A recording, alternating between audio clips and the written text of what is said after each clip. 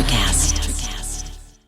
I have been calling in community my whole life because I know that I know its value. I know how much more is done when done together. And I know because it kind of makes me tear up. I know what it is to live alone, and I know we're not meant to. We are meant to spend time alone, but there can be too much for sure. And so, I didn't even know this was going to bubble up. This is wonderful. This is wonderful and beautiful. I'm so grateful for it. Welcome to the Cosmic Love Antenna Podcast. This podcast is meant to encourage you to connect within so you can share your light with the world. And now, here's your host, Harrison Ma. Welcome, beautiful souls, to another episode of the Cosmic Love Antenna. I am your host, Harrison, and once as always, twice as always, three times as always, it's going to keep going. The number's going to keep going up. I'm here as usual with another beautiful guest for you and another beautiful conversation. And before I introduce this powerful woman, I want to thank all of you that have been listening to these episodes. I've just started this journey, and I was just reflecting before I got on the call with my guest today that to me, it's a beautiful representation of one, my love, but two, the beautiful beings in my life. And speaking of beautiful beings in my life, Lindsaya Vandeusen is a powerful wellness warrior. She's a powerful holistic mama. She is a beauty and wellness specialist and strategist. But as the theme is on this podcast, she is so much more than that. And if I'm going to sort of land with something here, we want to show up in this world from a place of love and a place of, natural healing in many ways. And the word that bubbles up for me around Lindsaya is activism in many ways, loving and powerful activism. So that's really the theme and the energy that I want to share with you today. Lindsaya, my beautiful friend, welcome to the Cosmic Love Antenna. Thank you for having me. It feels cosmic in energy, Harrison. And you are such an antenna of love. So thank you so much for having me here and inviting me onto your platform, into the beautiful realm in which I know you are going to make just an even greater impact than you already do. And just watching you bring your light forward and all the ways in which you work. So I'm just so grateful to be here. Thanks for asking me, and I'll hand it to you and be guided, and happy to share all that you would like to uncover today. Yeah. And I'm grateful, Lindsaya, that one, that I got to meet you, and maybe we'll talk a little bit about this today, but two, that my loving light was attracted to your loving light. And that's really what like I said in the intro just now, that's what I want to share with the people listening. Because a lot of people may have been following me before. Maybe they've seen your face on the promotion. And I want to hear more of her voice. So let's dig into that. Let's dig into who the beautiful being who Lindsaya is. And I want to start, as I always do, spending a bit of time going back into your past, right? Because yes, our stories don't need to define us. We need to ground ourselves in the present so we can step forward and going into the future. But our past does mold a big part of who we are, right? And if we can reflect, if we can look back, if we can share those stories, then maybe we can shift someone else's perspective and realize that one, they have power inside of them. And two, if that person can walk this path, so can I. So I'd love to hear, Lindsaya, maybe a little bit about what has led you to being this beautiful shining light that you are in this world today. That's no small question. There's a lot that's led to. Let me make it a bit more simpler for you, because I forget sometimes that I go a bit deep for people, and maybe you're not there yet with me, and that's all good. Maybe share, a lot of the work that you do in this world is around wellness, is around beauty, it's around holistic and natural healing. Tell me about your history in the beauty industry. Tell me about how sort of plant-based living came into all of that, some of those elements. Really what in terms of my journey, I am an only child. I had a single mom almost my entire life. She was married for a short period. And the truth is that I was a really picky eater.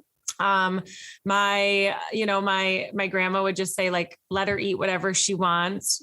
She's not going to die if she's eating fish sticks for 2 years, or, Velveeta and white bread and mayonnaise and mustard sandwiches for years. And I think the reality is, like, my mom was working really hard and she was doing the best that she could. But the food that was and was not on my plate led to all my ailments, everything from asthma to eczema to migraines to depression and more. And I know that now. I place no blame on my mom. Gut health is really a new science in the world of sciences. And so that was my upbringing. I have a 17-year-old daughter. And when she was in my womb and I learned I was having a little girl, there just was this deep knowing that I did not want to pass on so many parts of what I had walked through. I've listened to little bits of your story in other platforms where I get to listen to your voice and your beautiful light and shining it to all the people in your community. And correct me if I'm wrong, but before you had your children, you had some challenges in getting pregnant, correct? It was in between my two pregnancies that I had infertility issues. So my first pregnancy was really unplanned and not at a time in which I would have been seeking that out in life. And that's when I found myself in that vulnerable state of being a younger mom than I ever planned. I mean, quite frankly, at that point, I was 20 years old. I wasn't even considering being a mom. It really wasn't, I wasn't thinking of it in a serious way. And so, but in just a few short months, learning that I was going to be the mom of a daughter who then 1 month later, after learned she would be a single mom, walked into motherhood alone. And that was a big concern of repeat. And that we could break the chains, that we could break the cycle together, and that I could do something different. And that there was more than what I knew in the way that I walked. And that was where it began. Thank you for sharing that, Lindsaya. And it's interesting seeing where you're at now, right? And I want to get to some of these pieces in a bit here. But it's interesting to see where you're at now in terms of the types of things that you promote through nutrition, through the soil, through gardening, through your healthy beauty products. When you were sort of moving through that transition of creating life and learning lessons, where did those elements, that education or maybe lack of education at that point in time, where did that factor into things? Did it come in hard and fast? Were you aware of, like, for example, what you were putting in your body and how that created the fertile soil internally for something to be built? Was that going through your mind in terms of being a mama that wants to give birth? Nothing. I had no understanding of the soil 18 years ago, not even a smidge on my radar outside of, I knew I didn't want to mess with it. So that's it. At that point in my life, my understanding of nutrition was, I was absent of any real education, real understanding outside of, I didn't like the way that I felt or looked. It's not simply about outward appearance. I didn't feel good. And I now look back and there were a lot of things in relationships. So no, to me, it was, I really wanted to do better by my daughter. I happened to go to a grocery store, which had a invitation to a chiropractor and naturopath in a local city. And I went to that presentation and I walked out feeling like the dumbest person in the world because I was so far from every single thing that they said. And I just started doing one thing at a time. And that's really where it began 18 years ago. So you're feeding my curiosity here, Lindsay, and I'm putting some, I already know a lot about you, and I'm hearing your pieces of this story now that are actually new to me. And I'm trying to, like, in my little mind, put little dots together and pull strings together. You are a beautiful friend in my life that really promotes this idea of plant-forward eating. right? Really not just plant-based, but plant-forward eating. Where in this timeline of events, and I want to pull this out just for people for listening, because I know that as we are expanding and developing our relationship with food, that is probably the most, this is in my experience, and I don't know about you, but that's probably the most fluctuating element in our evolution, right? Our relationship to food, and how much it differs and changes all the time. So I'm wondering for you, Lindsaya, where in this story did this idea and promotion and highlight really of plant-based, plant-forward eating come into your world? So I don't know the year exactly, but I'll be really honest. I started working with the Juice Plus company. I brought them into my life for nutrition for our family. That was like a really key thing. And when I learned about, dehydrated produce and the power of all of that, that was something that had I knew that there were holes and could see the rotation in what my babies were consuming. And then there was a real positive result. And I'm not saying that would be for everybody, but there was a real positive result in our family. And that positive was like, if the encapsulated produce can do this, what in the hell could the real thing do? And more of it, and how much of it, and what kind of variety. And it just started to unpack and awaken all of that inside of me.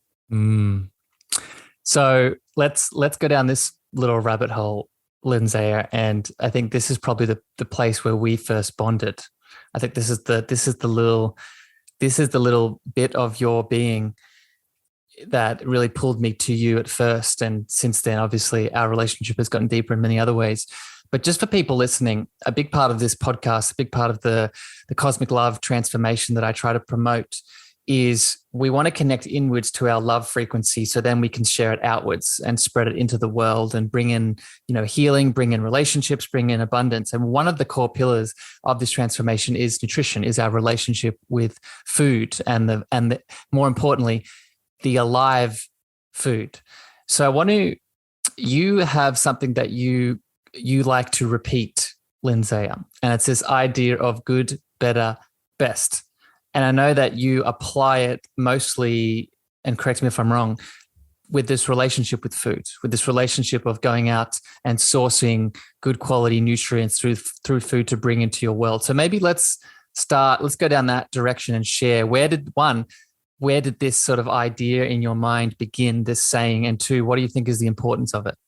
So good, better, best gave me that opportunity to have that sliding spectrum and to think of it as, what is it in this moment that best serves whatever it is that's my objective? And so nutritionally, that can be applied in a business sense, in my sleeping schedule, however you think of it.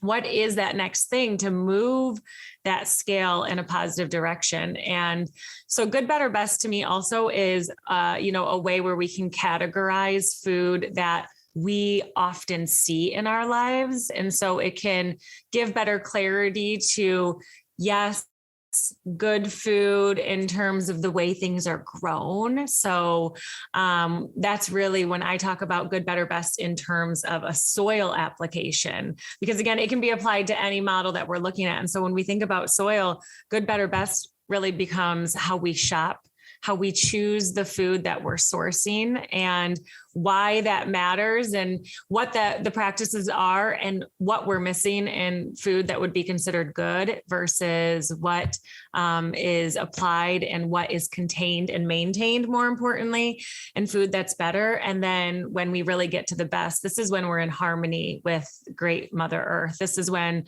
we're truly enacting what it means to be a global participant in this, in the shared space. And so to me, that's best. And that's where we're shooting for in our objective when we're, consuming anything, if we can come from that perspective. Ooh, so you're getting me going, Lindsaya. There's some things bubbling up here that I want to break down. So let's use this structure. Let's use this framework. Let's use this good, better, best, and give me some examples, Lindsay. And I think and then we'll break down different layers from here. So what if I'm a consumer, I'm listening to this and I'm interested, okay, I want to start bringing some better quality food into my life and I want to apply this good, better, best framework. What are some examples of some food products that you would categorize in good, better, and then best, just to get this ball rolling? Yeah. So for me, good is going to be anything that is plant food. That's going to be like plant food across the board, clean it, consume more of it, of all kinds of varieties. Because I'm plant forward. So that's really where I'm pushing. So of course, this can also be food derived from plants. We can talk about some packaged foods, of course, in this situation. And we're going to talk about labeling. So in a good situation, we're going to have something that is non-GMO and is going to be gluten-free. That will tend to get us in a better direction on labeling. It is not a confirmation of healthy food, but it moves us in that better direction. Let me cut in there. Sorry to interrupt. So just to make this very clear for someone, a good item could still be something that's packaged, right? Could still be something that is in a packet, but maybe in your structure, it's still formed from plant-based products. That can look a little different in other countries. I know you're in Australia, so your labeling may be different. And then when we move into best, we're looking at something that now we're looking for organic. We're looking for organic produce. We're really, ideally, I'm never promoting packaged food. So we just simply say, if you're going to buy packaged, now at this point, it's going to be organic only labeling. That's really going to be in the good, where we're looking for minimally processed. Again, all of the previous sections still applies. So you don't lose any of those labels. And then the best, it's really food without a label. It's organic, hopefully regeneratively grown food without the need for labeling, and really without the need for much preparation. And so that tends to be a lot of plant foods.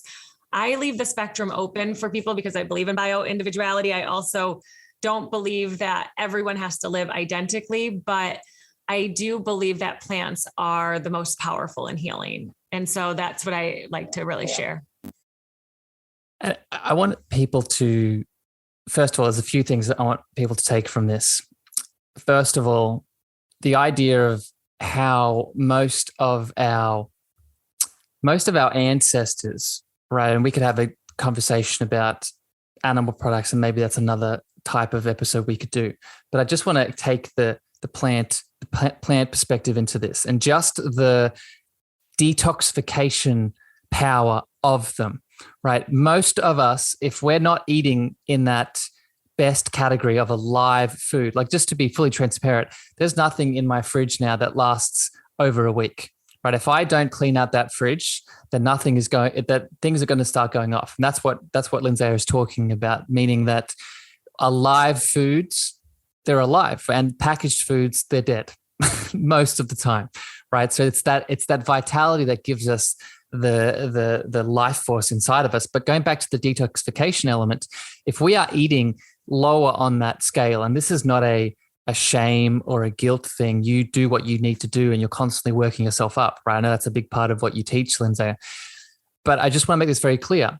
If you are eating lower on that scale, there is going to be a need for your systems to recover. There is going to be a need for your systems to need some vitality to help break down the things that are being constantly being bombarded from the external world. Plants do that. Plants are the most powerful detoxification element, item, superpower that we all have access to. So just from that lens alone, you need more plants in your life. Lindsaya, does that resonate? Do you agree with that? Do you want to add anything to that? No, 100%. And it was with vibration and with food. When I think of good, better, best, that's really how I envision it. You know, when I'm looking at a food, like, what is the vibrational essence of this food? And so again, if not everyone is tapped into energy and feeling it, we all have it. We all have the ability to feel it and be in tune with it, but not everyone has flexed that muscle essentially and practice. But for those that are energetically in tune, I say, go to your grocery store and, like, play a game and have someone put a conventional tomato in your hand and an organic tomato, and then go to the farmer's market and feel the vibration of that food. Like it's totally different. It's totally different. So that's really what I advocate for, Like that, this little piece alone, Lindsaya, we could do a whole episode on. I might have to bring you back for it. But the vibrancy and our ability to connect into the energetics of food. I want to maybe try to explain this for new people to this, because I know people that follow my voice or follow your voice, Lindsay, that might be in tune with this kind of energetic conversation. But there's also a lot of new people listening. And I can feel your skepticism, right? I can feel your skepticism around there's no such thing as this energetic nature of reality and food. But I just want have an open heart, have an open mind. You don't have to believe us. I don't ever expect anyone to believe anything I say. And I'm sure you're the same, Lindsay. I prefer you to implement it in your life and to see how it manifests for you. But realize that the healthier we are, the more attuned our vibrancy, the more attuned our frequency, right? This is why I talk about the cosmic love antenna, right? Because the more that we go inwards with our self-love, in this case with food, right, the more our frequency is able to expand, right? I just gave this example this morning, Lindsay, and maybe I've shared it with you probably in a room, about the Heart Math Institute, right? How the heart has a electromagnetic frequency, right? And if we spend time in the heart space and opening that up, that frequency radiates outwards, right? So I share that example to help people listening around this relationship with food and its vibration, is that it's a very real thing, right? And if you go down this rabbit hole, it'll take you to a very deep place. Do I sound crazy, Lindsay, or does that resonate? No. Oh my gosh, it resonates. So yes, you and I, we've been in conversation and we've absolutely shared in this mutual affinity to this deep understanding, because we've experienced it, we've witnessed it in others as it happens with them. There is, and I also say, we need nothing more than to be able to envision if you had a glass of water and you started sprinkling in anything, right? Like you will change the pH based on what you're putting into it.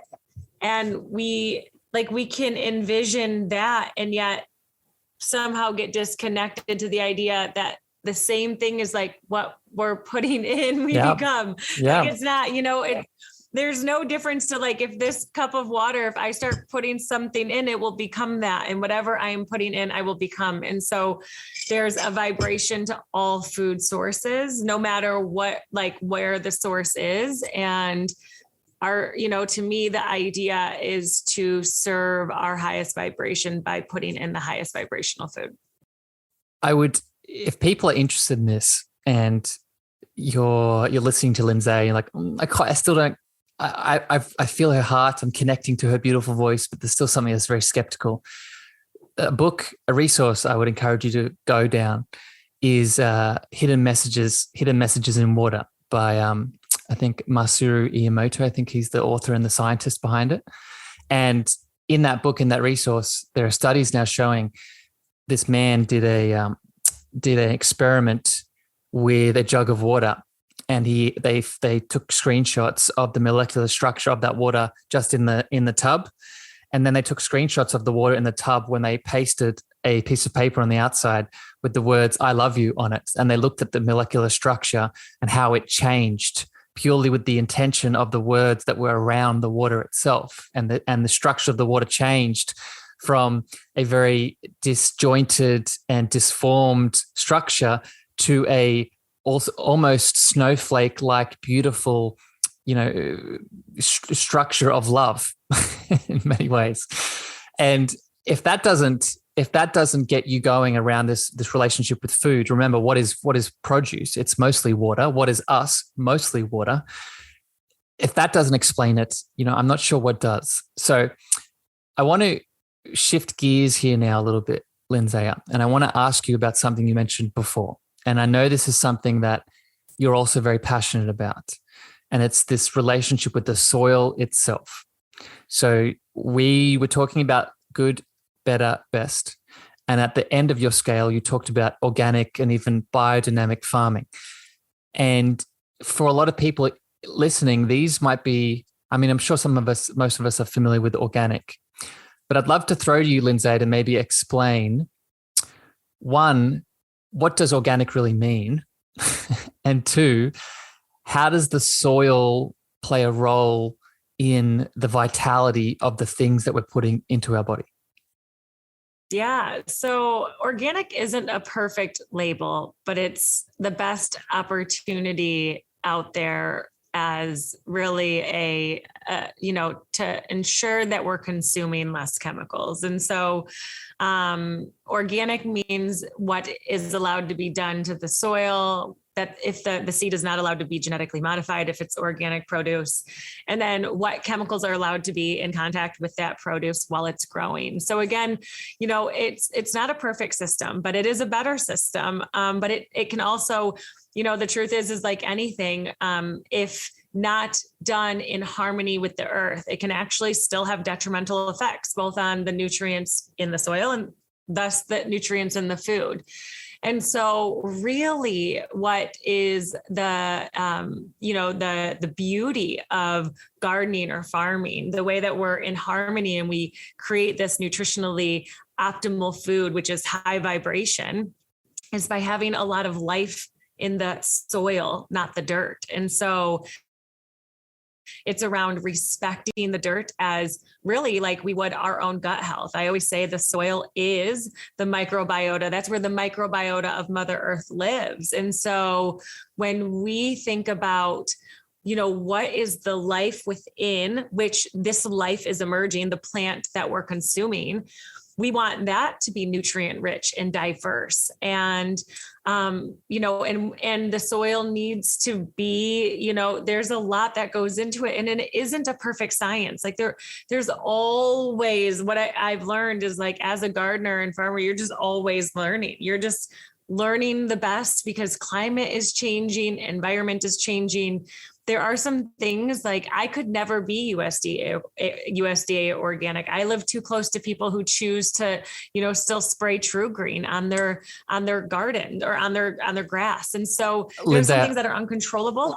Let me jump in there. What is True Green? True Green is Roundup.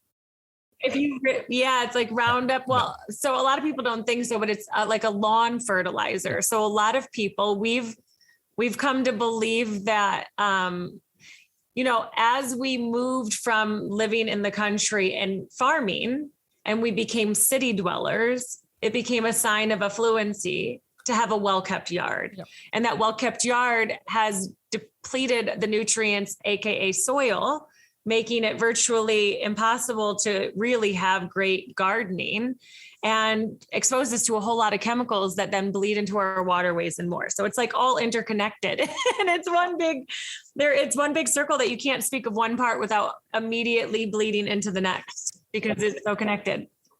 So, so much here. There's so much here. And there's 2 points and I'm going to try and keep it short because we could go a whole other podcast on these little elements alone.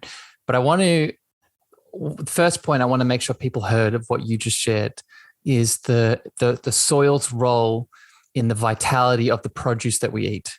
And you talked about the microbiota and the microorganisms in the soil and how that has a direct impact of the microorganisms in us, right? And if you're new on this journey, you probably have some awareness of the microbiome that is in the stomach, right? We have many microbiomes, but the gut is probably the most popular at the moment. Our microbiome makeup inside of our gut that is important for our systemic health, one of the ways it is built is from the soil that our food is grown from. So I want to make this so clear.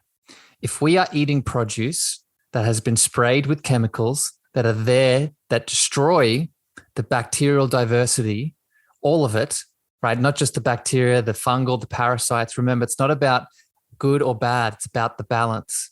And if that balance is not there, then we're bringing in that imbalance into our system. And if our system is already imbalanced from all of the other reasons that the gut could be impacted, from stress, from sleep, from toxins, from all of the things, then now this produce that is flawed. It's not. And let me again, going back to your framework, Lindsaya. It's not about, you got to do the best that you can. So even non-organic produce still has value. I'm not taking away from that, but I'm just emphasizing, if you can go organic, you're really supporting that gut from many different ways, right? The other element that you said about the grass and the chemicals on the grass. I want people to realize this and maybe picture this, and maybe Lindsaya, I can get your thoughts on what you feel about this. Ask yourself the question, why in nature, why do pests, bacteria, fungal, parasites, why do they show up? Lindsaya, why do you think that they show up in nature? Well, of course. All of those things show up in nature. There's a balance to everything. And so there's a reason why each thing shows up. But I will say, like, in gardening, it is not that you do that with no death. Like there are things that will eat your food if you don't remedy appropriately. Well, this is the thing, Lindsaya, and this is what I want people to hear, is that there is a way to achieve that balance without the total destruction of everything.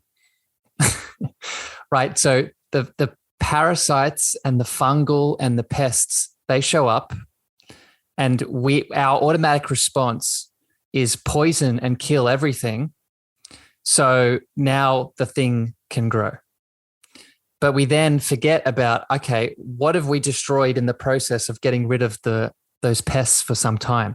And more importantly, and this brings us back to allopathic versus sort of holistic mindset.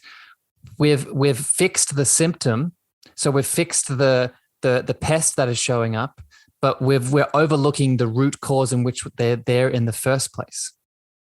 Am I making sense, Lindsaya? Yeah, this is crop rotation. Yeah. This is, companion planting. This is, everything from, mending your soil with appropriately. There are so many holistic practices within gardening alone speak to exactly this. To, when done appropriately, there are actually, our ancestors had a lot of ways of creating and growing food without all of these chemicals, and still having and creating enough to survive and thrive. And so there are methods. And there's innovation as well. There are new things all of the time, but it's important for us to consider what we are doing in the larger impact. And so high vibrational food will be food that makes very little impact on the world around it while being grown, and gives back to the world in its demise. Like, that's going to be the highest vibrational consumption that there is. And I think us as a community, Lindsaya, with people like you in it, especially, I think we're all, as a collective, we're shifting, right? This mindset is shifting. And I'm excited. I'm excited with where the world is going. I want to throw another question at you now, Lindsaya, and this is something that just popped into my head. And it actually, my dad, who is an avid listener of this podcast. Hi, Dad. Thank you for listening. I love you very much. He asked me a question the other day that I thought was very valid. That was a very valid question that, I had an answer for, but there was also something in it that I thought, okay, we need to have more discussion around this. And the question was, I was talking to him about organic versus non-organic produce. And he said to me, how do I know that organic label is real? How do I know that organic label is not just superficial and fake? I'm wondering, Lindsaya, what are your thoughts on this? What do you say to people that have this skepticism, some of it warranted, some of it not, but what is your response to people that come at it from that angle? To expand on that best region, we are talking about, if you want to be certain that your food's label is accurate, it really is going to be more ideal than to shop as often as possible locally, knowing your farmer, having a relationship with, if you're not growing it, know the person who is growing it, because the reality is food is treated differently when it has to go into transportation. It's picked at a different time based on where it has to be transported to, and so the closer to home we're able to shop, the more we're able to buy our local produce from a regenerative or organic place, from a farmer's market where there isn't even a label, there's likely a sign. Because those labels, the thing that kills me is that the actual adhesive on the labels is toxic within itself on our organic produce. I'm like, put it on the conventional stuff. So, it's not a perfect system. With our organic produce at the store, we have a better chance because of the barcodes. They are supposed to be more trackable if you want to search them. Can we be certain 100% of the time? No, because human error does exist. But generally speaking, the produce won't even really look the same. So you can generally tell in that instance, there can, in many cases, be a different effect.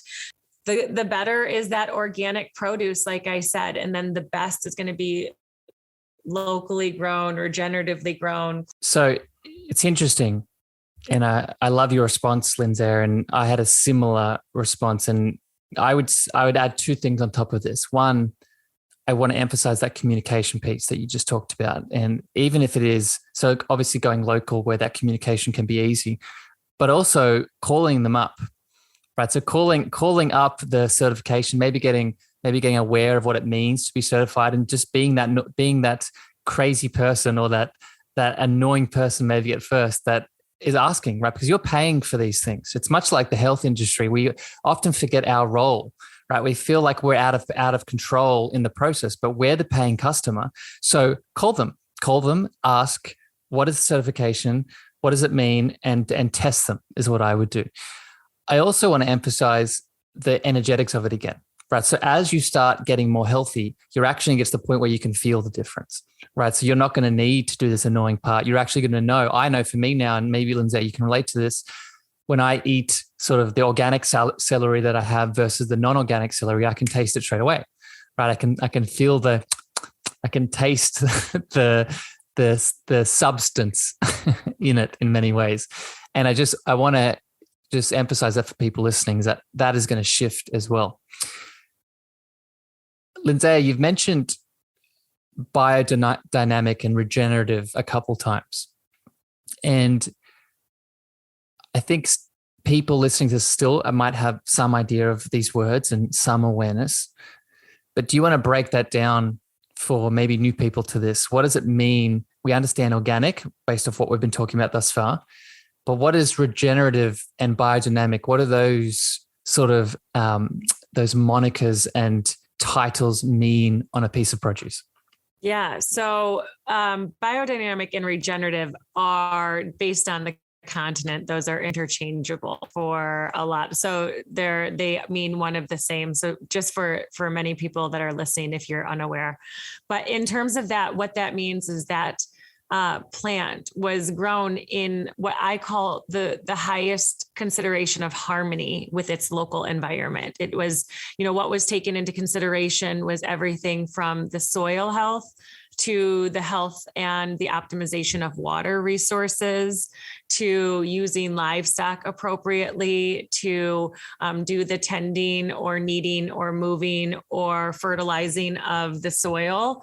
And so it really is an ecology that if many of us really close our eyes, I tend to think, I don't know what your demographic is of your podcasts, but I tend to imagine that everyone here could close their eyes and see whatever was taught to you in elementary school that shows the life cycle of, which one do you want to choose? You want to choose the farm animal that they show the life cycle of how it eats the grass, poops on the grass, that, the grass then, grows better, has more grasshoppers, whatever again, depends on yours, but we can all see this life cycle. And that is what biodynamic means. It means you're looking at how can I be the least intrusive possible in this space while optimizing it to grow nourishment, and how you can bring it into harmony, into balance, provide resources, and even what are we attracting in terms of live animals to fend off those known pests. So bringing in or attracting bats or owls or certain bird types based on what you're growing.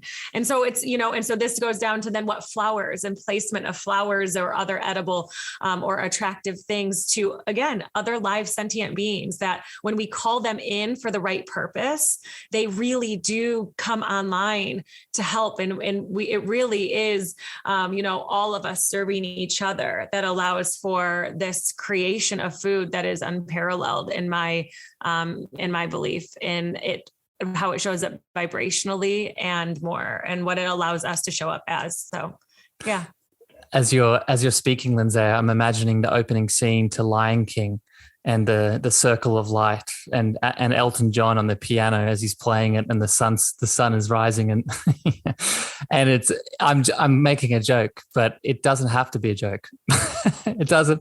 That is like when I close my eyes, the funny thing is the dinner table conversation tonight was, because the kids had some friends over, and what was your favorite Disney movie? And Lion King was one of mine. And so when I was talking about it, like as I was closing my eyes, I was thinking like it is the circle of life. That's the best analogy of what regenerative farming is set out with its intention to do. And it is, the other thing is that we believe regenerative is the name forward. I like to tell people this is like our awareness of it right now, but we don't have to look back very far to see that this is how humans behaved. Like we don't even have, it's not even very, like we're talking 100 years, 150 years, our ancestors were doing this. So, and then for hundreds and thousands of years before that. So it's really within this last 100 years, we're like a toddler who's trying to walk, but falling on our face. We're just very unbalanced.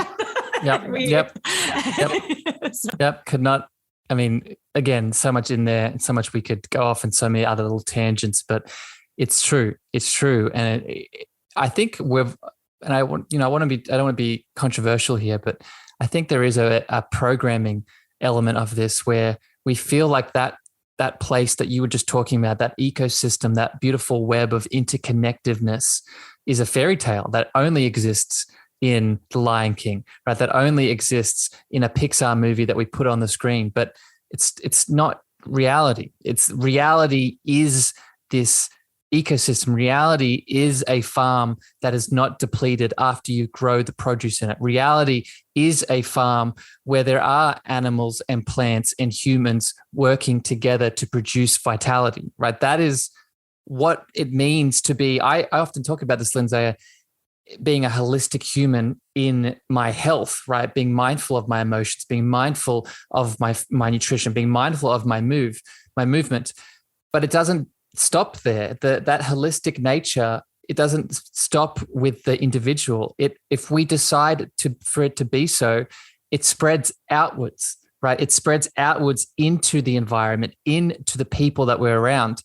And I could not have set up this tangent any better here, Lindsay. I have two more questions left for you, but this is one of them, right? And you are a powerful example of what it looks like to build community around you, right? You have your own loving light that you are using to help other people, and at the same time expanding the tribe, in which in turn helps even more people. So I'm wondering, Lindsay, with this whole talk that we've had today with food and organic produce and vitality and the soil and nutrients, where do you think building a community around you fits into this all? Where does this fit into it? Well, for me, a community fits into it. One, I told you I was an only child. And so the reality is that I have been calling in community my whole life because I know that I know its value. I know how much more is done when done together. And I know because it like kind of makes me tear up. I know what it is to live alone, and I know we're not meant to. We are meant to spend time alone, but there can be too much for sure. And so, I didn't even know this was going to bubble up. This is wonderful. This is wonderful and beautiful. I'm so grateful for it. And Lindsay, just sorry to interrupt you. And I feel it too, right? I think it's a big part of what's happening in the world at the moment, right? It's just for people listening, we're recording this, start of 2022, everything's happening in Europe, everything's happening with COVID. We're speaking about the collective and how we're connected to everything. I don't think that's a coincidence. Sorry. Keep going, Lindsay. No, yeah, absolutely. And I, just so many beautiful awarenesses just came forth right there, and just so much gratitude in the whole process. And so, community for me, first off, I've never felt that I was meant to be the only teacher. And so I've always wanted to be in the place in which I put myself in rooms in which I'm the one that knows the least. And so I strive to surround myself with people who are just walking in ways in which I idolize. And I don't say that from a place of lack. I say that from a place of desire to learn, like desire to embrace more of that, or that are beautiful reflections of what I want to see more in myself. And so because we're tribal by nature, I mean, again, I go back to, we don't have to look far to look at what has changed so significantly. And maybe that's where some of this brokenness is coming from, right? Or, some of this elevation that we're going through right now is because of this consciousness of waking up that we're not serving ourselves in a lot of ways. And so to me, community is the way in which we really create a collective elevation, where we create a greater understanding, because to shift and do things differently, it will take a community. We can't do it as one. It will take, it begins with one, but it has to move through, or it will simply end there. And so to me, for me, that is what wellness is all around, like to be well in all the areas of our life, to give honor and space and create awareness around each one. I don't want to add anything to that, Lindsay. I thought that was beautiful. And I thought that, this highlights, I'm very happy that you brought up the innate nature of us as being in tribes, right? Because you go back to that same time frame that you were talking about before with the biodynamic living and the regenerative living. At that time, with the farm, with that type of produce that was created, we were also living in that sort of communal system, right? That communal system where if we had something that we were moving through, right, it's so easy for us to see that the way that we live now is the normal, but it's really not, right? We're not meant to live in these homes where, just for me, Lindsay, I live by myself, right? And it's very me. I'm abnormal from the standard of what we've been living for the most of our evolutionary history. Me living by myself, that's a sickness in many ways. I don't want to project that onto anyone, but it's abnormal, right? What is normal is for me to be surrounded by other beautiful souls that, I don't need to, and I want to be careful here, I don't need to rely on them, but they're there for me when I need them, right? They're there for me when stuff comes up like you just experienced in your beautiful heart, and you have this pull to share it with someone, there's someone there, right? And I think that's what it means to be human. That's why the spiritual being inside of us is here having this human experience, because there's something in that emotional tangibility and the sharing of it that makes this all worth it in many ways. Yeah, 100%. 100%. I was just like soaking that in. Like,